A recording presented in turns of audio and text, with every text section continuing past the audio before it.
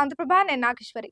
ఎన్నికల ప్రచార పర్వం పోలింగ్ ప్రక్రియ ముగిసింది. మరో 3 రోజుల్లో ఫలితాలు వెలువడనున్నాయి. రాష్ట్రంలో మూడవ ప్రధాన పార్టీగా ఉన్న జనసేన అభ్యర్థులు మాత్రం ఈసారి అసెంబ్లీలో అడుగుపెట్టి తీర్తామని ధీమా వ్యక్తం చేస్తున్నారు.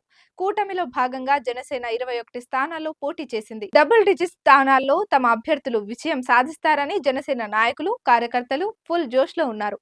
ముఖ్యంగా పార్టీ అధినేత పవన్ కళ్యాణ్ పిఠాపురంలో దాదాపు గెలుపు ఖరారైపోయినట్లేనని ఆ పార్టీ నేతలు ధీమాతో ఉన్నారు. అయితే పిఠాపురంలో మెజారిటీ పైన ఎదురు చూస్తున్నట్లు చెప్తున్నారు. ఈసారి పవన్ కళ్యాణ్ అసెంబ్లీలో అడుగు పెట్టడం ఖాయమంటూ విస్తృతంగా ప్రచారం చేస్తున్నారు. అనేక సర్వే సంస్థలు, రాజకీయ విశ్లేషకులు అత్యధిక శాతం పవన్ కు అనుకూలమైన తీర్పునివ్వడంతో జన సైనికులు జోష్లో ఉన్నారు. ఇక తుది ఫలితాల కోసం ఉత్కంఠంగా ఎదురుచూస్తున్నారు. ఒక్క పిఠాపురం నియోజకవర్గంలోనే కాకుండా పవన్ గెలుపుపై మెజారిటీ రాష్ట్ర వ్యాప్తంగా భారీగా బెట్టింగ్లు జరుగుతున్నాయి. తెలంగాణలో సైతం పవన్ గెలుపుపై భారీగా బెట్టింగ్లు జరుగుతున్నట్లు సమాచారం. పవన్ విజయంపై కంటే మెజారిటీపైనే అత్యధికంగా బెట్టింగ్లు వచ్చినట్లు రాజకీయ వర్గాలు చెబుతున్నాయి. అయితే ఇప్పుడు అధినేత పవన్ తో పాటు మిగతా 20 స్థానాల్లో పోటీ చేసిన జనసేన అభ్యర్థుల గెలుపోటములపైన చర్చ నడుస్తోంది. గత ఎన్నికలలో జనసేన ఘోరంగా వైఫల్యం చెందింది. కేవలం ఒక్క సీటు గెలిచిన ఆ అభ్యర్థి కాస్త పార్టీ నుంచి బయటకు వెళ్లిపోవడంతో జనసేన తరపున అసెంబ్లీలో ఒక్క ఎమ్మెల్యే కూడా లేకుండా పోయారు. ఒక్క ఎమ్మెల్యే కూడా లేకున్నా 5 ఏళ్ల పాటు రాష్ట్రంలో ప్రతిపక్ష టీడీపీతో పాటు ప్రభుత్వ తప్పిదాలపై పోరాడటంలో జనసేన ఏమాత్రం వెనక్కి తగ్గలేదు. పైగా గతంలో కంటే ఇప్పుడు జనసేనకు ఓటింగ్ శాతం పెరిగింది. సంస్థాగత ఎన్నికలలో అనేక ప్రాంతాల్లో జనసేన బలాన్ని నిరూపించుకుంది. ఇప్పుడు ఆ బలంతోనే తమ అభ్యర్థులు అత్యధిక స్థానాల్లో గెలుపొంది తీరుతామని ధీమాతో ఉన్నారు.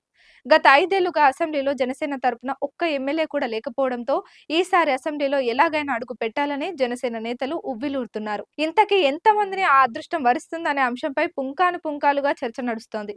పరిమితమైన స్థానాల్లో జనసేన నుంచి అభ్యర్థులను బరిలోకి దింపినప్పటికీ అధినేత పవన్ కళ్యాణ్ వ్యూహాత్మకంగా ఉత్తరాంధ్ర, ఉభయ గోదావరి జిల్లాల్లో జనసేనకు బలమైన ఓటు బ్యాంకు ఉన్న స్థానాల్లో అభ్యర్థులను నిలబెట్టారు. జనసేనకు ఆది నుంచి పట్టుకున్న ఉభయ గోదావరి, ఉత్తరాంధ్ర జిల్లాలోనే అభ్యర్థులను బరిలో నిలిపారు. ఈ 2 ప్రాంతాల నుంచి బరిలో ఉన్న జనసేన అభ్యర్థులకు గెలుపు అవకాశాలు అధికంగా ఉన్నట్లు రాజకీయ విశ్లేషకులు చెబుతున్నారు. జనసేన పోటీ చేసిన 21 స్థానాల్లో 7 స్థానాలను ఇతర పార్టీల నుంచి జనసేనలోకి చేరిన వారికి సీట్లు కేటాయించారు. ఇప్పుడు ఈ 7 స్థానాల్లో 5 ఏళ్లుగా పనిచేస్తూ వచ్చిన జనసేన క్యాడర్ వీరికి పూర్తిగా మద్దతు తెలిపారా అనే కోణంలోనూ అనుమానాలు వ్యక్తమవుతున్నాయి. మిగిలిన 14 స్థానాల్లో స్థానిక ఇన్ఛార్జీలు, పార్టీలో ఆది నుంచి కష్టపడి పనిచేసిన వారికి, గత ఎన్నికలలో పోటీ చేసి ఓటమి చెందిన వారికి అవకాశం ఇచ్చారు. ఈ స్థానాల్లో జనసేన అనేక ఆశలు పెట్టుకుంది. ఎన్డీఏ కూటమి ప్రభుత్వాన్ని స్థాపిస్తే జనసేన నుంచి గెలుపొందిన వారిలో ఎవరికి మంత్రి పదవులు వస్తాయనే అంశంపైన చర్చలు నడుస్తున్నాయి. ఇప్పటికే జనసేన అభ్యర్థులు ఎవరికి వారు పైకి గెలుపు ధీమాతో ఉన్నప్పటికీ ప్రజలు ఇచ్చే తీర్పుపై లోలోపల ఉత్కంఠగా ఎదురుచూస్తున్నారు.